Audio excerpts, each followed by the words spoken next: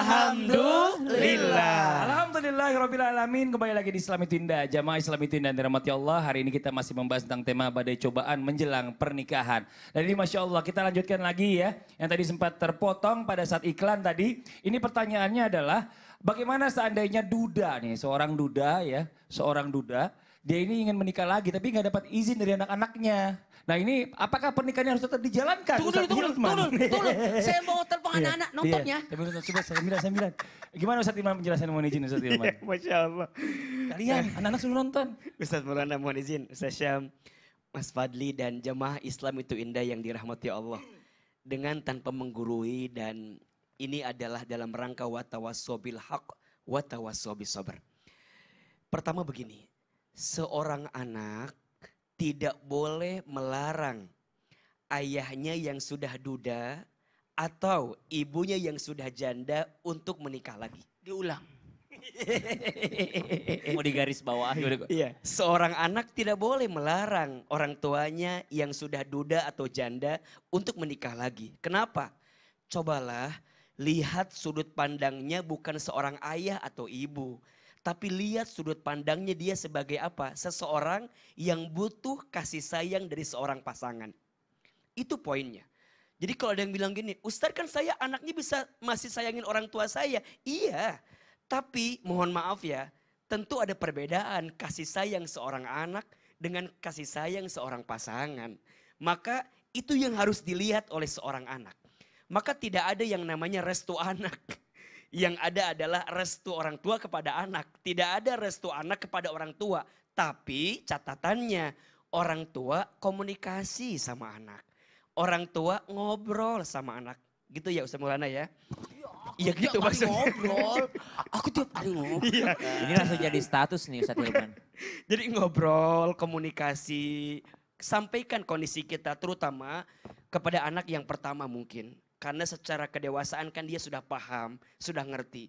Pelan-pelan pasti akan paham itu semua. Dan ada pilihan gini, kadang-kadang ada pertanyaan, pilih mana katanya, pasangan atau anak. Saya kira itu bukan pertanyaan yang harus dipilih. Karena dua-duanya memiliki kedudukan yang spesial dan istimewa. Pasangan adalah orang yang akan membersamai kita dengan izin Allah sampai akhir hayat kita. Seorang anak adalah amanah dari Allah yang pada saatnya orang tua harus rela gitu. Harus ikhlas ketika nanti anaknya menikah. Saya misalnya punya anak perempuan. Ketika anak perempuan saya menikah nanti diambil oleh suaminya. Betul. Itu harus ikhlas. Harus ikhlas. Harus ridho gitu. Iya. Maka ya kalau ada pertanyaan pilih mana antara pasangan dengan anak. Saya kira itu bukan pilihan. Karena dua-duanya memiliki kedudukan yang istimewa. So kembali kepada pertanyaan tadi, seorang anak tidak boleh melarang ayahnya atau ibunya yang sudah duda atau janda untuk menikah lagi. Ingat, orang tuamu juga butuh sentuhan kasih sayang dari seorang pasangan. Mudah-mudahan bagi kita yang mohon maaf ya, yang duda atau janda, kita doakan semoga Allah hadirkan pasangan terbaik Amin. insya Allah. Amin. Dengan tanpa harus ada perdebatan yang panjang dengan Amin, ya Allah, anak-anak. amin. Insya Allah doa. Anak-anak kita dilembutkan hatinya dan bisa menerima orang baru datang ke rumah kita. Amin. Ya Dan Allah, ingat amin. ya, nanti ketika datang pun orang baru, jangan membedakan atau membandingkan dulu ibu kandungmu begini, sekarang begini. Jangan, karena ibu kandung atau ibu sambung, dua-duanya adalah orang tua kita. Ayah kandung atau ayah sambung, dua-duanya adalah orang tua kita. Ini bukan tanpa tanpa menggurui. Memang ini catatan bagi seseorang yang mungkin ada di sini pada kesempatan hari ini. Benar. Wallahu a'lam bishawab. Coba berdiri dulu sebentar. Bilang makasih banyak Ustaz Hilman udah dijelasin kan. Makasih banyak. Iya. Makasih Ustaz Hilman ya. Makasih. Mohon maaf. Nah sekarang kita lanjut lagi ke pembahasan yang berikutnya. Nangis Ustaz Maulana. Terharu. Terharu dia. Ini terharu kenapa gara-gara Nangis dia. Ustaz ceramahnya kenapa? Kayak gini. Karena saya pernikahan dia sudah janda ya. Ustaz. Sekarang kita lanjut lagi nih ya. Tapi kenapa harus duda dan janda? Kan kenapa tidak Bisa pilihannya? duda dan gadis. Iya. Ya Allah. Iya kita lanjut lagi dulu. Ya Allah digangguin terus. Ini gimana Cak seandainya nih ya. Ini buat jamaah Islam itu yang ada di rumah. Udah tinggal menikah beberapa hari lagi. Nah sifat pasangan ini makin kelihatan. Yang maksa lah, yang inilah, yang egois lah, yang segala macam. Pokoknya banyak buruknya. Nah tiba-tiba ini jadi keraguan nih. Bagaimana pernikahannya? Harus tetap dilanjutkan atau bisa diselesaikan? Mau izin menjelaskan Ustaz Maulana? Bismillahirrahmanirrahim. Masih nangis. Bismillahirrahmanirrahim. Allahumma salli ala sayyidina Muhammad wa ala sayyidina Muhammad. Izin Ustaz Ilman dan Ustaz Ham. Saya harus sampaikan ketika jelang pernikahan terlihat sifat buruknya. Stop. Dengarkan baik-baik. Dengarkan baik-baik. Menikahlah karena Allah. Karena Allah. Sebab Allah untuk Allah. Ketika kita karena Allah, walaupun ada keburukan, itu adalah bentuk bagaimana kita saling menutupi. Unna libasul lakum wa antul libasul lahunna. Bahkan, Masya Allah, tabarakallah. Diperlihatkan keburukannya. Berkatalah dalam hati kita, saya menikah karena Allah. Karena yang namanya manusia bukan malaikat yang sempurna, tidak ada keburukannya. Dan dia bukan syaitan yang tidak ada kebaikannya. Pasti ada kebaikannya dan pasti ada keburukannya. Maka lumrah kalau kelihatan keburukannya sepanjang bukan keburukan yang menyebabkan melanggar syariat. Contoh, oh ternyata dia bukan muslim. Nauzubillah. Itu tidak bisa. Sudah melanggar syariat. Ternyata dia sudah punya istri 4. Berarti yang kelima haram dong. Jadi selama mohon maaf, selama tidak melanggar syariat, cobalah bernegosiasi, cobalah berdamai, cobalah menyikapi, cobalah untuk bersabar, cobalah untuk menerima, cobalah memperbaiki, cobalah. Kenapa? Karena ini namanya manusia, takdir yang harus dijalani.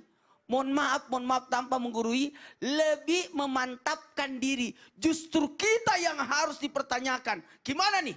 Sanggup gak aku? Bisa gak aku? Mampu gak aku? Nah ini namanya, makanya ada namanya, betul tadi kata Ustaz Ilman, bagaimana kita meminta pendapat. Untuk memantapkan diri, istikharah dan sebagainya. Makanya yang harus ditekankan, karena Allah dulu. Kemudian memperbaiki diri. Bisa nggak, mampu nggak, bisa nggak, mampu nggak, harus seperti itu. Oh kalau begitu aku bisa. Nah, kemudian yang ketiga, memperbaiki hubungan. Kalau menolak ataupun tidak jadi, marah orang, harga diri orang itu. Tidak datang pengantin laki-laki, karena katanya tidak sesuai dengan harapannya. Malu orang itu. Atau sebaliknya, perempuannya nggak setuju. Waduh. Gimana ini? Dan hal-hal yang seperti ini biasa kejadian. Tapi ini jadi pembelajaran untuk bisa memperbaiki diri. Mohon maaf, astagfirullahaladzim. Prestasi terbesar seorang setan, sosok setan itu seorang lagi. Setan bukan seorang. Sesetan-setan. Sesetan-setan. Iya. Adalah ketika bisa menggagalkan. Karena pernikahan itu ibadah terbesar. Masya itu loh. Allah. Ibadah terlama. Iya. Dan setan tidak mengendaki itu. Terima kasih banyak Ustadz Maulana atas nasihatnya buat semuanya. Nah sekarang kita lanjut lagi nih buat jamaah Islam itu yang ada di rumah ya. Sebelum kita lanjutkan lagi mendengarkan tausiah dari guru kita akan kembali melihat sebuah video tayangan. Ini ada sebuah video tentang 16 jam menjelang pernikahan. Wanita ini ditinggal wafat calon suaminya. Ini dia tayangannya. Malang nasib mempelai wanita yang ditinggal pergi untuk selama-lamanya oleh sang calon suami. Bahkan, jarak kepergian sang calon imam dengan waktu pernikahan pun tak berselang lama. Kisah itu ramai di TikTok dan menjadi viral. Berawal dari postingan akun @papiule yang merupakan milik sang mempelai wanita. Ia menceritakan dan membagikan kisah dirinya yang tengah menunggu momen hari bahagia di persunting kekasih hati. Sayangnya, hanya tinggal 16 jam menuju pelaminan, ia harus dihadapkan dengan kenyataan pahit. Sang calon suami pergi untuk selama-lamanya. Tangisan, kenangan hingga doa pun menyelimuti suasana hati gadis cantik tersebut. Innalillahi wa inna ilaihi rajiun. Ya namanya umur ini memang Allah ya yang semuanya yang punya. Nah ini bagaimana jika cobaan datang nih menjelang pernikahan terjadi akibat salah satu calon mempelainya ini harus wafat menghadap Allah. seperti apa caranya untuk mampu menerima kenyataan. Karena memang ini nggak mudah pastinya. Karena sudah berangan-angan, mungkin ada anda yang bagaimana gitu ya. Ustaz Syamoni menjelaskannya, tafadhol. Bismillahirrahmanirrahim. Tabi guruku Ustaz Ilman, Ustaz Maulana, Mas Fadli, serta guru-guru kami yang dimuliakan Allah Subhanahu wa taala. Suatu ketika baginda Nabi SAW menemui seorang sahabat yang sedang sibuk dengan pedangnya, seorang ahlus sufah bernama Sayyidina Zahid. Maka ketika baginda Nabi SAW menemuinya, pertanyaan pertama yang dilontarkan oleh Rasulullah SAW ditanyakan kepadanya, "Wahai Zahid, kenapa engkau sendiri terus?" Maka Zahid pun menjawab, "Ya Rasulullah, aku tidak sendiri, aku senantiasa bersama dengan Allah Subhanahu wa taala." Jawab baginda Nabi SAW, "Bukan begitu maksud saya. Kenapa engkau betah membujang? Padahal menikah mudah bagimu. Dalam Islam menikah sangat mudah wahai Zahid." Maka kata Zahid, "Ya Rasulullah, lihatlah wajahku ini yang tidak begitu rupawan dan lihatlah keadaanku. Aku hanyalah ashabus sufa yang tidak mempunyai apa-apa. Tidak punya harta, tidak punya kedudukan dan aku bukan orang yang terpandang." Maka Rasulullah SAW menjawab, "Jikalau engkau mau, aku akan membantumu." Maka Zahid pun mengiyakan apa yang dikatakan oleh baginda Nabi SAW. Segeralah dipanggil penulis surat baginda Nabi SAW untuk menuliskan sebuah surat, yakni surat lamaran untuk melamar seorang anak gadis. Maka Zahid pun diminta, "Wahai Zahid, bawakan ini kepada sahabatmu yang bernama Sa'id." "Ya Rasulullah, Sa'id itu seorang bangsawan, dia pun orang kaya raya.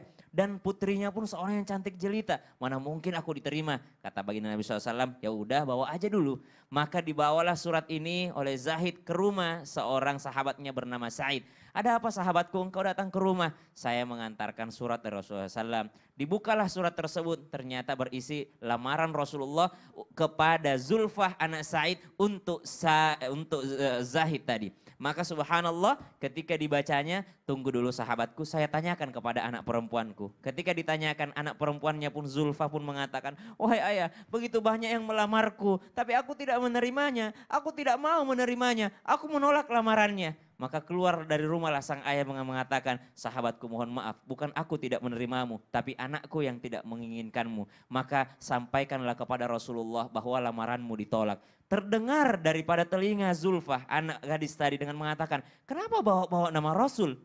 "Anakku, sebenarnya surat ini dari Rasulullah untuk melamarkan Zahid untukmu." Maka berkatalah anak perempuan tadi dengan mengatakan, Astagfirullahaladzim, saya tidak akan pernah menolak. Sami'na wa ata'na, kalau Rasul yang mengatakan, kalau Allah yang mengatakan, maka dari itu kawinkan aku wahai ayah, nikahkan aku dengannya wahai ayah. Hari ini aku terima lamarannya. Maka pulanglah Zahid untuk yakni mempersiapkan bawaan pernikahannya atau seserahannya. Dia pun meminta daripada bantuan para sahabat, Sayyidina Abu Bakar As-Siddiq, Abdurrahman bin Auf yang berpunya pada saat itu.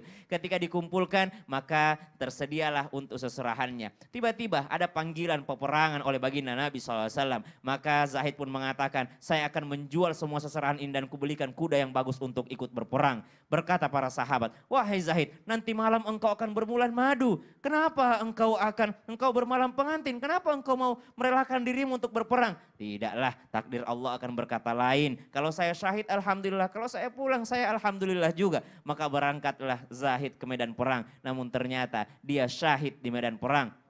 Maka berkatalah Zulfa dengan mengatakan, "Ya Allah, jikalau engkau tidak memberiku kesempatan bersama dengan suamiku di dunia, maka berikan aku kesempatan bersamanya di surgamu ya Allah." Maka merelakannya dengan berhusnudzon kepada Allah dan meminta agar bisa setingkat di surganya Allah Subhanahu wa taala. Terima kasih banyak Ustaz Sama-sama, Syam ya. Jadi memang pernikahan ini kan memang kalau seandainya tidak terjadi di dunia, insya Allah nanti kita bisa bertemu lagi di surganya Allah Subhanahu wa taala. Nah, sekarang buat jamaah Islam Indah, kita lanjutkan lagi yang sudah mengirimkan pertanyaan makin bertambah lagi. Kalau gitu kita kembali ke segmen Tanya Dong Ustadz. Kami semua tanya dong Ustadz. Oke, kita masuk ke pertanyaan dari sebentar ya. Oke, ini dia. Dari saya hamba Allah _31. Assalamualaikum Ustadz. Saya mau tanya, minta tolong dijawab. Jadi saya dapat cobaan sebelum menikah. Ayah saya sudah pisah dengan ibu saya. Dalam waktu dekat saya mau menikah. Terus ayah saya malah bilang dia mau menjadi wali nikah dengan syarat ibu saya tidak boleh hadir dalam akad nikah. Ya Allah, saya sedih banget padahal saya ingin keduanya hadir. Kalau ayah saya memang benar-benar nggak mau jadi wali, yang pantas jadi wali siapa ya Ustadz? Saya malu dengan keluarga calon suami saya Ustadz. Apakah dari paman atau adik laki-laki saya bisa Ustadz. Nah ini mohon izin penjelasannya. Karena memang kadang-kadang kalau yang namanya orang tua sudah berpisah ini jadi suatu dilema ya. Karena anak-anak kalau mau nikah ini pasti pengen dua-duanya datang gitu. Tapi ibu bapaknya nggak cocok. Bagaimana penjelasannya? Baik, Masya Allah. Bismillah. Ustaz Maulana mohon izin. Ustaz Syam, Mas Fadli. Jamaah Islam itu indah yang dicintai Allah. Wabil khusus menjawab pertanyaan yang tadi disampaikan. Pertama begini. Ayah, ibu yang punya anak. Jangan kemudian kita mengedepankan ego kita untuk mengambil kebahagiaan putri kita. Wabil khusus seorang ayah. Ingat dengan yang disebut wali al-dhol. Siapa itu wali al-dhol? Wali al-dhol itu adalah seorang ayah yang tidak yang tidak ingin menjadi wali dari pernikahan putrinya.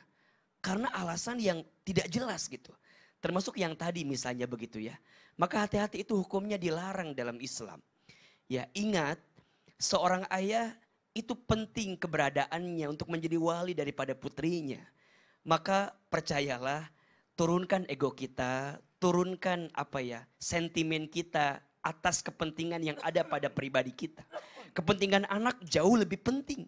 Dia ingin bahagia. Karena pernikahan kalau tanpa ada wali maka tidak sah.